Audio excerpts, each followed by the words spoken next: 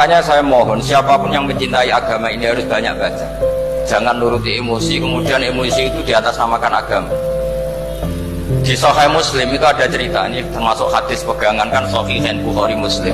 Itu ada cerita seorang sujud sama Allah itu kan banget baiknya, sangat baik. Kemudian yang sujud ini diinjek oleh pemuda yang nakal, diinjek. Ketika diinjek, yang sujud spontan ngomong begini,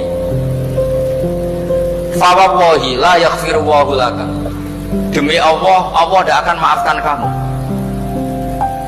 Di luar dugaan, tentu kalau nggak ada sanad, omongan ini normal karena nginjek orang apa? Sujud.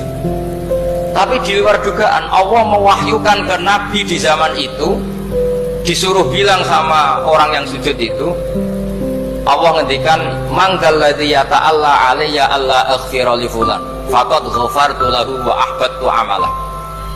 Siapa yang mencatut nama saya bahwa saya tidak bisa memaafkan orang yang nginjek, Allah tersinggung karena namanya dicatut. Saya ini Tuhan bisa menyiksa dan bisa mengampuni. Kenapa sifat saya jadi satu hanya menyiksa?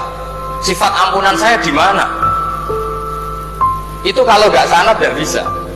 Saya ulang lagi, Allah itu apa?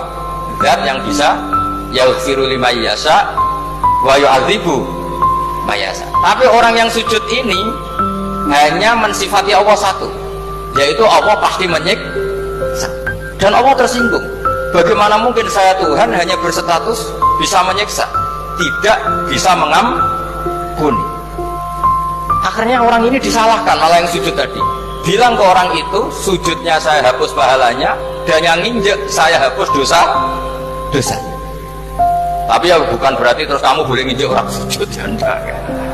Artinya gini loh, saya hanya memperkuat moderator tadi, berpikir agama itu berdasar sanad. Kalau nuruti emosi pasti kita akan setuju Allah tidak ngampuni yang menginjak. Tapi berdasar sanad, berapa orang yang dulu melukai Nabi, bahkan punya niat membunuh Nabi, akhirnya ditobati oleh Allah Subhanahu wa Ta'ala. Siapa yang nggak tahu cerita Suraqah, orang yang niatnya membunuh Nabi, ditobati Allah. Siapa yang nggak tahu cerita Khalid bin Walid, orang yang punya konsep untuk mengalahkan Nabi di perang Uhud, juga akhirnya masuk Islam dan diampuni Allah. Banyak lagi tokoh kafir yang dulu musuhi Nabi, akhirnya ditobati oleh Allah. Sehingga ketika Nabi sangat marah ya dengan mereka yang kafir, malah ada ayat turun, laisa laka minal amri syai'un aw yatuba alaihim aw yu'adzib, bahwa wilayah mengampuni dan memaafkan itu wilayah Allah. Tentu kita secara syariat akan mengatakan yang nginjak itu salah, pasti itu. Kalau yang nginjak itu pasti salah, yang kafir pasti salah. Tapi jangan katakan kalau Allah tidak bisa menobati mereka.